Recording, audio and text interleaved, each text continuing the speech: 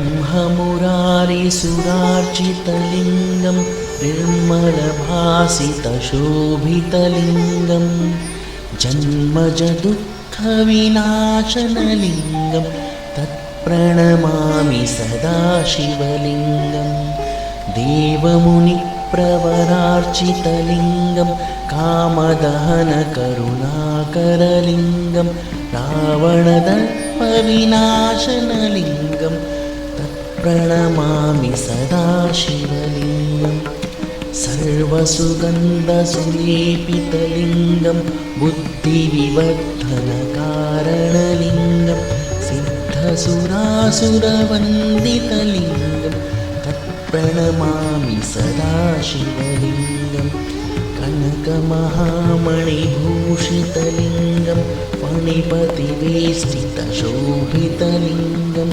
दक्षसुयज्ञविनाशनलिङ्गं तत्प्रणमामि सदा शिवलिङ्गं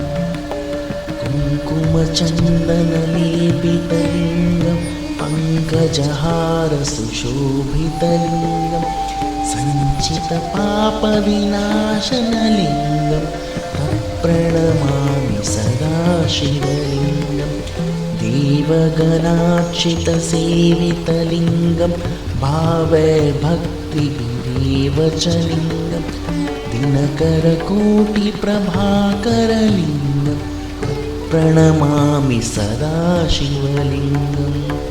अष्टदलोपरिवेष्टितलिङ्गं सर्वसमुद्भवकारणलिङ्गम् अष्टदरिद्रविनाशनलिङ्गं तत्प्रणमामि सदा शिवलिङ्गं सुरगुरुसुरवणपूजितलिङ्गं सुरवणपुष्पसदार्चितलिङ्गं परमपदं परमात्मकलिङ्गं तत्प्रणमामि सदा शिवलिङ्गम् लिङ्गाष्टकमिदं पुण्यं यः पठेत् शिवसन्निधौ शिवलोकमवाप्नोति